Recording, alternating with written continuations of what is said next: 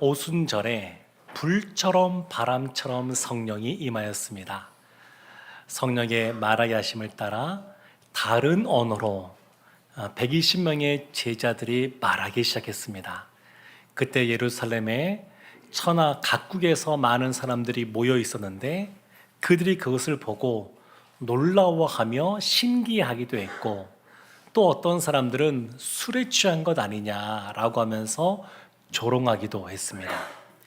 그런데 이와 같이 방언으로 말하기 시작할 때 그 예루살렘 가운데 여러 가지 소란들이 생기기 시작했는데, 이것에 대해서 베드로와 11사도, 그 사도들이 오순절 성령 강림 사건을 어떻게 이해해야 되는지 그것을 직접 해석해 주고 있는 것이 오늘 본문 말씀입니다. 그런데 이 베드로와 사도들은 직접 오순절 성령 강림을 경험한 체험자, 경험자이면서 동시에 그냥 체험만으로 말하는 것이 아니라 성경의 말씀, 구약에 예언된 말씀을 가지고 와서 그것을 주해하면서 성경적인 근거를 제시하면서 말씀을 전하고 있습니다. 그래서 요엘서에도 나오는 그 말씀을 인용하기도 하고, 그리고 다윗이 말했던 시편 16편, 시편 110편에 있는 말씀도 인용하면서 이 베드로가 설교를 하고 있습니다. 근데 이 다윗이 말한 내용을 인용하는 이 내용은 사실 그 전에 예수님께서 자기 자신을 소개할 때 인용했던 구절입니다. 그러니까 베드로가 성령의 충만함을 받은 다음에 예수님이 그 이전에 하셨던 말씀들을 기억해낸 겁니다. 그리고 그 말씀들을 이제 해석해낸 겁니다. 그리고 그 성경적인 근거를 가지고 오늘 말씀을 전하고 있습니다. 사람들이 보통 다른 사람의 말이나 행동을 판단할 때 그 기준으로 삼는 것이 자신이 갖고 있는 지식이나 경험에 한정될 때가 많이 있습니다. 지금 오순절 성령 강림 사건, 그것 때문에, 또 그들이 성령의 말하게 하심을 따라 말하는 것 때문에 예루살렘에 거하던 많은 사람들이 자신들의 생각대로 판단하다 보니까 이해가 안 돼서 놀라기도 하고, 때로는 그것을 비하해서 조롱하기도 했었습니다. 우리가 신앙생활하면서도 마찬가지로 우리가 이성을, 하나님께서 우리를 창조하실 때 지, 정, 의를 함께 창조하셨습니다. 그래서 우리가 갖고 있는 이 지식, 이성을 가지고도 우리가 신앙생활을 해야 되지만, 그러나 그 이성적인 것에 우리를 너무 가두어 두어서는 안 됩니다. 우리가 비이성적인 신앙생활을 경계해야 되지만, 그러나 우리의 믿음 생활, 신앙생활이 우리가 생각할 수 있는 이성 안에 한계를 두어서는 안 됩니다. 우리가 온전한 신앙생활이다라고 한다 그러면 그것은 체험만을 추구하는 그러한 신앙은 아니지만, 그러나 동시에 성경적인 체험에 대해서 일부러 거부할 필요도 없습니다. 그러니까 하나님께서 우리에게 어떻게 행하시는지 그것을 늘 생각하고 말씀의 기준을 삼아서 또 우리의 믿음 생활을 해 가야 될 줄로 믿습니다. 베드로가 지금 설교를 하고 있습니다. 근데 사도행전에 설교나 연설이 적어도 19번이 나옵니다. 베드로도 많이 설교하고, 그리고 사도 바울도 많이 설교하는 내용이 나옵니다. 그런데 이 베드로의 이 설교가 아주 중요한, 오늘 본문이 아주 중요한 의미가 있는데, 그것은 성령 충만함의 결과, 제일 먼저 나타났던 것이 뭐냐면 방언의 은사였습니다. 그렇지만 성령 충만함이 주어진 목적이 방언을 하게 하는 것이 아니다라고 하는 것을 이 베드로의 설교가 알려주고 있습니다. 예수님께서 오직 성령이 너에게 임하시면 너희가 권능을 받고 내 증인이 되리라, 이렇게 말씀하셨는데, 그 증인된 모습의 첫 모습이 베드로의 설교입니다. 그러니까 오순절 성령 강림 사건에서 가장 절정의 모습이 뭐냐? 베드로의 설교입니다. 베드로가 이 설교를 통해서 복음을 전하고 있습니다. 예수 그리스도를 전하고 있습니다. 이것이 가장 중요한 겁니다. 소위 사랑장이라고 하는 고린도전서 13장 1절에 보면 이런 말씀이 나옵니다. 내가 사람의 방언과 천사의 말을 할지라도 사랑이 없으면 소리나는 구리와 울리는 꽹과리가 되고, 방언이 중요한 것이 아니고 무엇이 중요하냐면 사랑이 중요하다, 이렇게 말하는 것처럼 성령 충만함은 방언이 중요한 것이 아니고 증인된 삶을 살아가는 것, 이것이 중요합니다. 그래서 베드로가 지금 그것을 우리에게 보여주고 있습니다. 베드로가 설교를 할 때 시작되는 오늘 본문 첫 번째 구절인 14절 말씀을 우리가 함께 합독하도록 하겠습니다. 베드로가 11사도와 함께 서서 소리를 높여 이르되 유대인들과 예루살렘에 사는 모든 사람들아, 이 일을 너희로 알게 할 것이니 내 말에 귀를 기울이라. 아멘.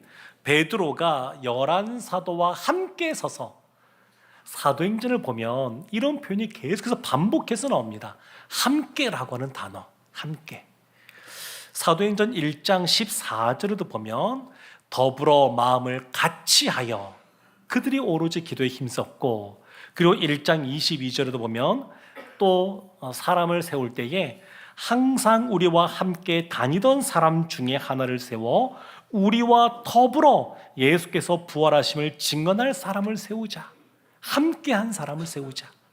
그리고 사도행전 2장 1절에도 보면 그들이 다 같이 한 곳에 모였더니, 그러니까 지금 함께라고 하는 단어를 굉장히 많이 쓰고 있고 중요하게 다루고 있습니다. 아프리카 속담에 빨리 가려면 혼자 가고 멀리 가려면 함께 가라, 이런 속담이 있습니다. 함께 가는 거 생각보다 쉽지 않습니다. 사도행전에서 말하는 성숙한 믿음의 사람은 어떤 사람이냐? 함께하는 사람입니다. 함께하는 사람. 다른 사람을 인정하고 용납하고 그래야 함께 갈 수가 있습니다. 성경에서는 성숙한 믿음의 사람을 함께하는 사람이라고 말하고 있습니다. 그러면서 함께 서서 뭘 했냐면 소리를 높였습니다. 지금 놀라는 사람, 조롱하는 사람, 그러면서 이것이 맞고 저것이 또 틀리고 뭐 이런 얘기 저런 얘기를 하면서 지금 굉장히 소란스러운 상황입니다. 그때 베드로가 소리를 높여서 그 소란스러움을 뚫고 소리를 높여서 지금 말씀을 전하고 있습니다. 내 말에 귀를 기울이라, 그러면서 소리를 높여서 말하고 있습니다. 그러면서 첫 번째 베드로가 말하는 것이 뭐냐면, 그 당시에 조롱하는 사람들, 14절 바로 앞에 있는 13절 말씀에 술에 취한 것 아닌가 조롱하는 사람들이 있었는데 그렇지 않다라고 하는 것을 먼저 이야기합니다. 15절 말씀에 보면 때가 제3시니 너희 생각과 같이 이 사람들이 취한 것이 아니라.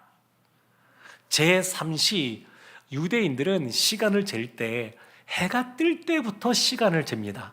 그래서 3시 그러면 우리가 쓰는 시간으로 하려고 그러면 더하기 6시간을 하면 됩니다. 그러니까 오전 9시입니다. 오전 9시.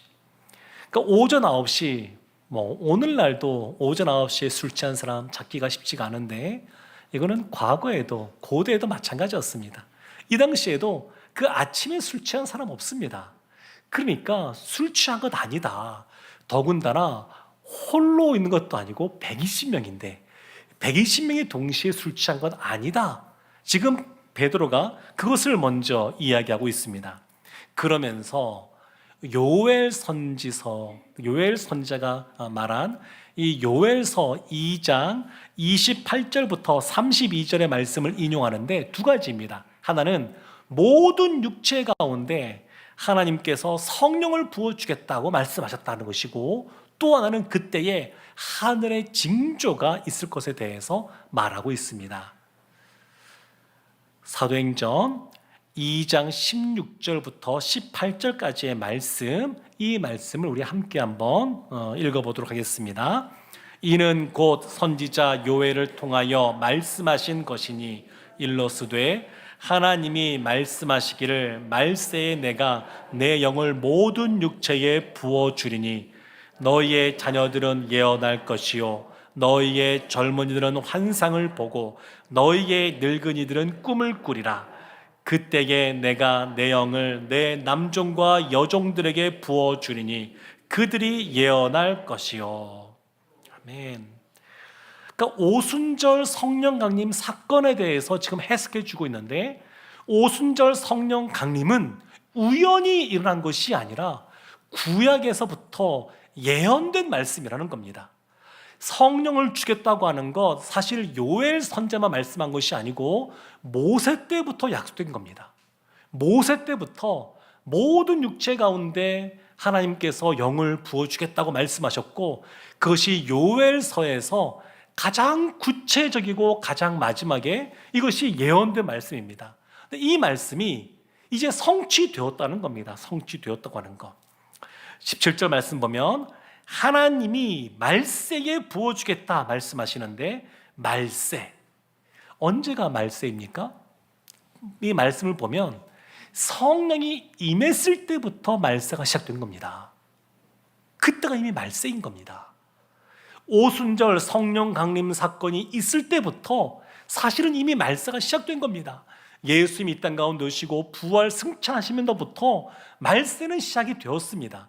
예수님이 재림하실 때 그 말세, 그 종말의 끝이 오게 되겠지만 아직 오지 않은 그러한 상태, 이미 종말이 시작이 되었지만 종말은 아직 끝나지 않은 상태, 우리가 살아가는 세상이 그러한 시대입니다. 우리가 살아가는 성령 시대가 그런 이 말세의 시대입니다. 그런데 이 말세에 누구에게 성령을 부어주냐면 모든 육체에 부어준다고 말합니다. 그러면서 좀 더 설명하죠. 첫 번째는 자녀들은 아들도 있고 딸도 있습니다. 그리고 18절에 보면 남종과 여종이 나옵니다. 그러니까 남녀 구분 없이, 성별과 상관없이 하나님이 성령을 부어주겠다고 말씀하고 있는 겁니다. 젊은이들이 나오고 늙은이들이 나오는데 이것은 나이와 상관없이 하나님께서 성령을 부어주시겠다고 말씀하고 있는 겁니다. 그리고 보면 남종과 여종, 이 말씀은 자유인들도 있으니까 계층에 상관없이 하나님께서 성령을 부어주겠다는 겁니다. 그러니까 외적인 지위와 상관없이 성령을 구하는 사람, 성령을 사모하는 사람에게 성령을 부어주겠다는 겁니다. 사랑하는 성도 여러분, 그래서 이 자리에 함께 모여서 예배드리는 우리 모두도 성령의 충만함을 받을 수 있는 줄로 믿습니다. 이미 예수 그리스도를 믿을 때 성령의 충만함을 다 경험했습니다. 그래서 예수를 믿게 된 겁니다. 예수님을 내가 믿어야지 해서 믿어지는 것이 아니고 성령의 역사심 속에 믿어지는 은혜가 있습니다. 그래서 예수를 믿게 된 겁니다. 그런데 우리 가운데 죄악된 본성이 있어서, 또 죄된 모습이 있어서 그 성령을 소멸해 가는 겁니다. 그래서 이 세상 살아갈 때 베드로도 사도행전에 여러 번 나오는데 성령의 충만함을 그래서 계속해서 받아야 되는 겁니다. 한 번 받고 끝나는 것이 아니고 계속해서 성령의 충만함이 우리 가운데 필요합니다. 그래서 이 말씀은 그냥 어떠한 조건 없이 사모하는 사람에게 다 성령을 주시겠다고 말씀하시기 때문에 우리 모두는 다 각자 또 우리 공동체는 성령의 충만함을 누릴 수가 있습니다. 하나님이 그것을 우리에게 말씀해 주고 계십니다. 그리고 예언할 것이요, 이런 말 나옵니다. 자녀들은 예언할 것이요, 또 남종과 여종들도 예언할 것이요, 이렇게 말합니다. 예언은 성령의 은사 가운데 하나입니다. 은사.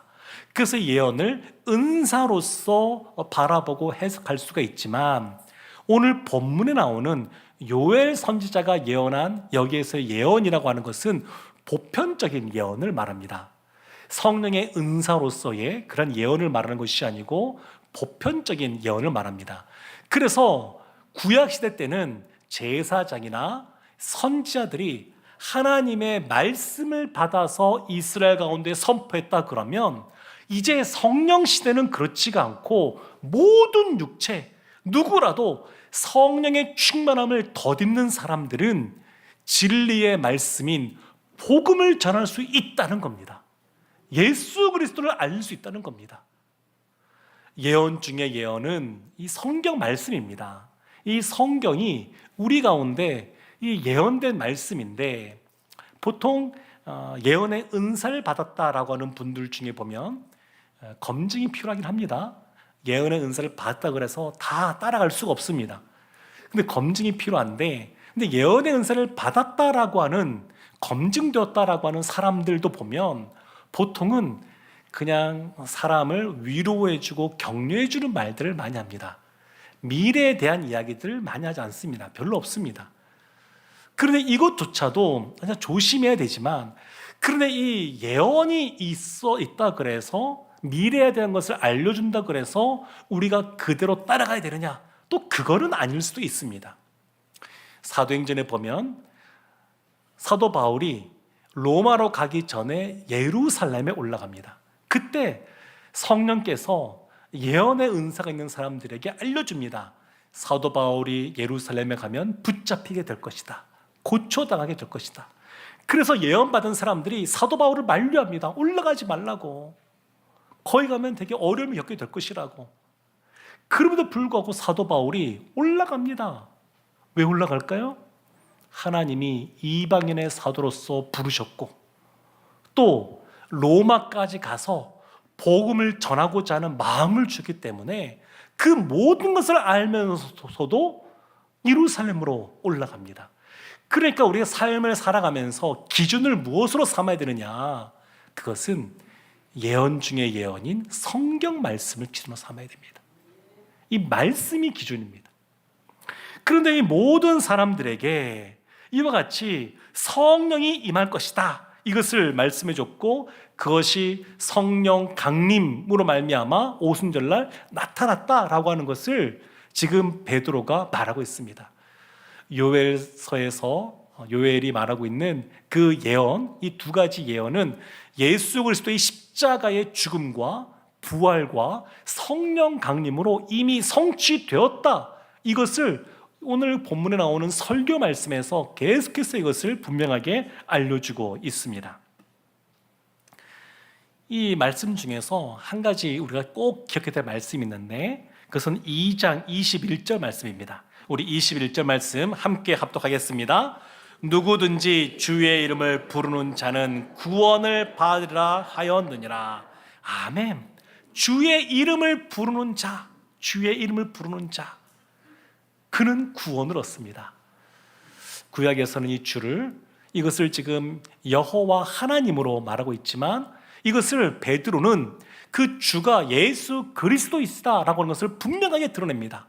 그 예수 그리스도를 믿는 사람들은 누구라도 다 구원을 받습니다.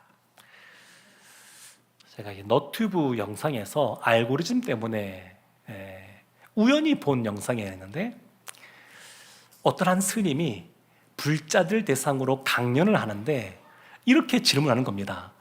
여러분 중에서 부처를 믿는 분 손 한번 들어보세요, 그러는 겁니다. 한 20%쯤 들었나 봅니다. 그래서 여기서 들은 분이 한 20%쯤 되는데, 이곳이 만약에 교회라고 생각해보고 여기에 여기 교회 다니는 성도들이라고 생각해 보십시오. 그분들에게 예수 믿는 사람 손 들어보세요 그러면 몇 사람이나 들 것 같습니까? 그때 그 스님이 하시는 말씀이 아마 100%들 겁니다, 그러더라고요. 잘 알고 있습니다. 그러면서 불교와 기독교의 차이를 말하는데, 불교는 석가도 자신을 믿으라 말한 적이 없기 때문에 불교는 자기 자신을 믿는 종교이고, 기독교는 예수님을 믿는 종교입니다, 이렇게 말을 하더라고요. 명쾌하게 그가 설명하는 것을 들었습니다. 그래서 이 베드로도 무엇을 지금 말하냐면 예수님에 대해서 말합니다. 우리의 믿음의 대상인 예수님, 예수님이 어떤 분이신가, 그것을 먼저 말하고 있습니다. 예수님께서도 많은 표적과 기사를 보여주셨습니다. 그리고 난 이후에 하나님 나라의 일들을 가르치셨습니다. 사도행전 2장 22절 말씀 함께 한번 보겠습니다. 이스라엘 사람들아, 이 말을 들으라. 너희도 아는 바와 같이 하나님께서 나사렛 예수로 큰 권능과 기사와 표적을 너희 가운데서 베푸사 너희 앞에서 그를 증언하셨느니라. 아멘. 하나님께서 이 모든 것을 행하시는데 나사렛 예수, 그 나사렛 예수가 그리스도라고 하는 것을 여러 가지 기적과 표적을 통해서 그런 것들을 보여주고 있습니다. 신약 성경은 보면 이것을 분명하게 보여줍니다.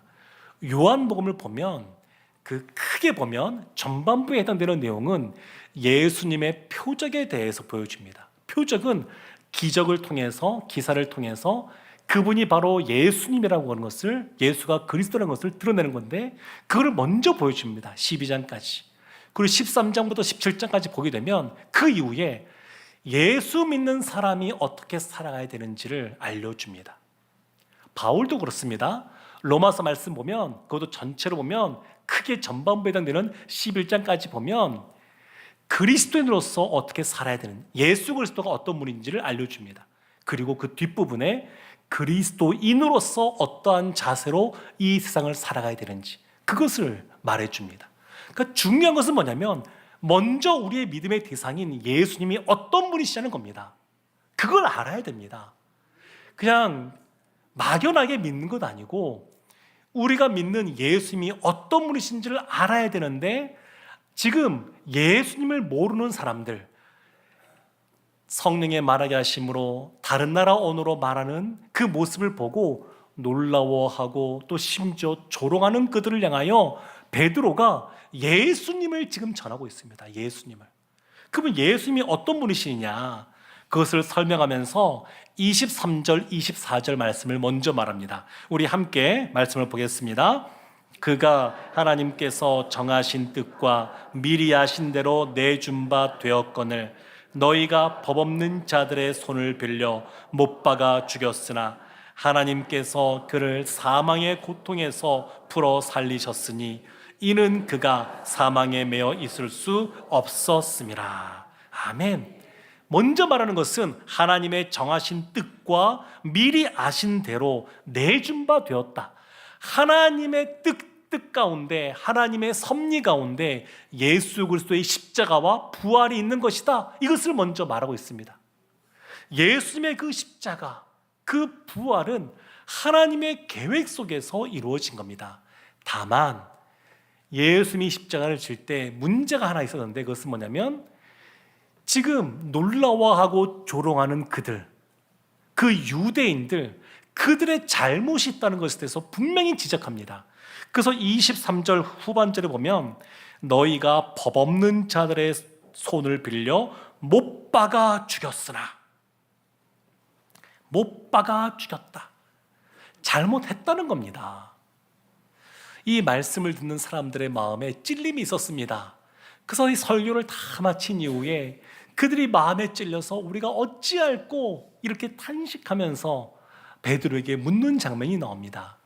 하나님의 말씀은 빛이시기 때문에 그 성령께서, 성령의 감동으로 진 이 말씀이 선포되어지면 우리 가운데 있는 죄악된 모습이 드러날 때가 있습니다.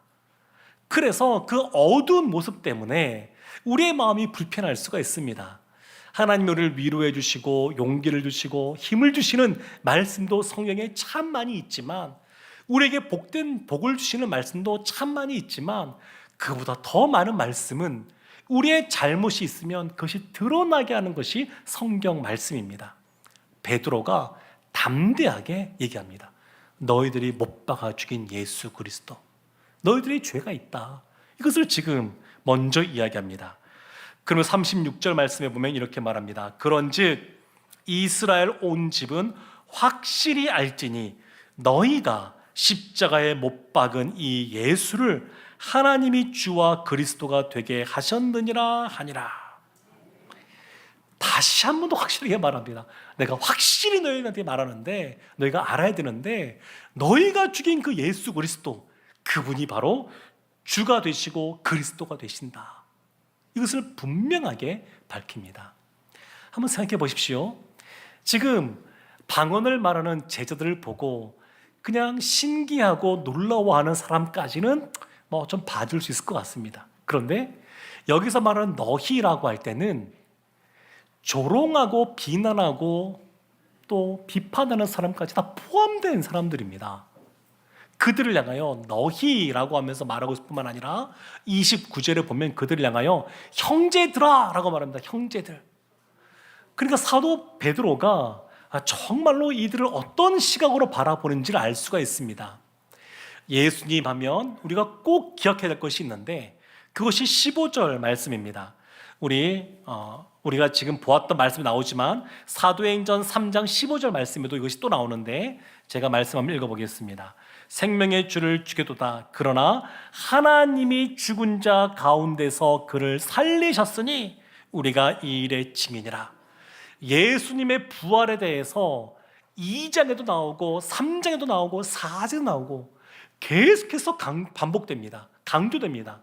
그만큼 예수님은 어떤 분이시냐? 십자가를 지시고 죽으신 걸로 끝난 것이 아니라 부활하신 분이십니다. 부활하시기 때문에 우리에게 소망이 있습니다. 예수님은 부활하신 분이십니다. 이 부활은 사람이 도저히 극복할 수 없는 죽음을 이긴 겁니다. 역전이 그 안에 있습니다. 그래서 우리가 부활 신앙을 갖고 살아간다고 하는 것은 이와 같은 역전의 그러한 삶을 사모하며 살아가는 겁니다. 부활의 신앙으로 우리의 삶을 이해하고 해석해내고 그리고 역전케 하시는 하나님의 은혜를 사모하는 것, 그것이 부활 신앙입니다. 예수님이 어떤 분이시느냐? 사도행전 2장 33절 말씀 이렇게 말하는데 우리 33절 말씀 함께 말씀을 보겠습니다. 하나님이 오른손으로 예수를 높이심에 그가 약속하신 성령을 아버지께 받아서 너희가 보고 듣는 이것을 부어주셨느니라. 아멘. 하나님이 예수를 높이셨습니다. 하늘 보좌 우편에 앉으시고 하나님께서 권세를 주셨습니다. 그래서 33절 후반절 보면 그가, 예수님이 약속하신 성령을 아버지께 받아서 그것을 우리에게 부어주셨습니다. 예수님이 부활 승천하신 다음에 어떻게 계시냐면 하나님이 주신 그 권세를 가지고 그것을 가지고 통치하십니다.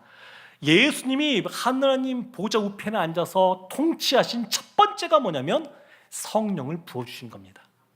그러니까 성령이 우리 가운데 인도하는 것, 이것은 정말 큰 선물이고 너무너무 중요한 겁니다. 우리가 성령 충만한 사람으로 살아가야 되는 것, 이것이 얼마나 중요하냐면 예수님이 살아생전에도 말씀하셨고 마지막 유언처럼도 말씀하셨고 그리고 하늘 보좌에 올라가신 다음에도 제일 먼저 하신 것이 성령을 부어주시는 것이었습니다. 사랑하는 성도 여러분, 세월이 지나가면 사람이 참 변하는 경우가 많습니다. 부정적으로 변할 때 변질되었다 이렇게 표현하고, 긍정적으로 성숙해지고 성장할 때 변화되었다 이렇게 표현하곤 합니다. 우리 성도들 생각할 때 어떤 경우가 더 많은 것 같습니까? 변질되는 사람이 더 많은 것 같습니까? 변화되는 사람이 더 많은 것 같습니까? 세상은 너무 악하기 때문에, 또 사람들은 기본적으로 그 악한 본성이 그 안에 있기 때문에, 죄에 오염되기 때문에 아름답게 성숙해져 가고 또 변화되어져 가는 사람보다 변질되는 사람이 더 많은 것 같습니다. 근데 오늘 본문에는 변화돼 가는 사람이 보입니다. 공생의 사역 기간 동안에 보지 못했던 모습, 그리고 예수님이 십자가를 질 때 도망쳤던, 예수님을 부인하고 저주까지 했던 그 베드로가 놀랍게 변화되어진 모습을 오늘 본문에서 확인할 수 있습니다. 29절 말씀에 보면 이런 말씀이 있습니다. 형제들아, 내가, 베드로입니다, 내가 조상 다윗에 대하여 담대히 말할 수 있노니. 사도 베드로가 담대히 말하고 있습니다. 도망쳤던 그 베드로가 지금은 담대합니다. 담대합니다. 당당함과 담대함은 좀 다른 이야기입니다. 당당함은 자신이 있는 겁니다. 세상에서 재산이 많거나 아니면 지식이 많거나 사회적인 지위가 높거나 건강하거나 그러면 당당함이 있습니다. 근데 교회 안에서 당당한 모습을 가지면 다른 사람을 아주 힘들게 합니다. 불편하게 합니다. 교회는 어떤 사람들이 있는 곳이냐면 담대한 사람들이 있는 곳입니다. 베드로가 담대할 수 있었던 이유, 예수 그리스도의 부활을 경험했고 그 부활 지당이 확실한 사람이었고, 또 하나 성령 충만함을 경험한 사람이었습니다. 성령 충만할 때 담대해지는 겁니다. 성령이 없으면, 성령 충만하지 않으면 이 세상을 살아갈 때 비겁하게 살아갈 수 있습니다. 비겁하지 않고 이 세상 가운데 담대하게 살아가려면 성령 충만해야 됩니다. 베드로는 성령 충만하여 담대했습니다. 또 말씀을 보면 한번 찾아보십시오. 14절 말씀에 보면 유대인들과 예루살렘에 사는 모든 사람들아 이렇게 표현했는데, 22절 내려와서 22절 보면 이스라엘 사람들아 이렇게 말하고, 또 내려오면 29절에 형제들아 이렇게 말합니다. 호칭이 변하고 있습니다. 호칭이 변하면서 나름대로 의도를 가지고 말하고 있는 겁니다.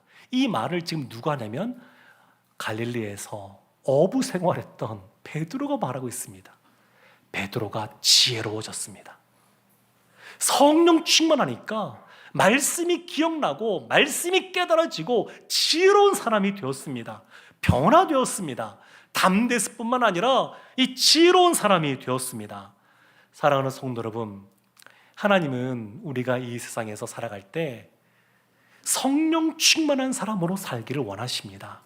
성령 충만하여 복음을 증거하는 증인의 삶을 살기를 원하십니다. 근데 세상을 바라보면 그냥 너무 두려운 모습이 우리 가운데 찾아오기도 합니다. 너무 거대해 보입니다. 권력부터 시작하여서 이 사회가 너무 견고해 보이고 그냥 그 안에 우리는 아무것도 아닌 것처럼 생각될 때가 참 많이 있습니다. 그래서 하나님은 우리가 성령 충만하여 담대해지기를 원하고 지혜로운 자가 되기를 원하고, 그래서 복음을 증거하는 증인의 삶을 살기를 원하십니다. 우리의 믿음의 선진들이 이렇게 살았습니다. 그리고 오늘날 우리도 이렇게 살 수 있습니다. 주님께서 말씀하신 이 말씀처럼, 또 베드로가 선포했던 이 설교 말씀처럼 우리도 확실한 부활 신앙 갖고 성령 충만한 가운데 역전의 은혜를 사모하며 증인된 삶을 살아가는 우리 모두가 되기를 주님의 이름으로 축원합니다.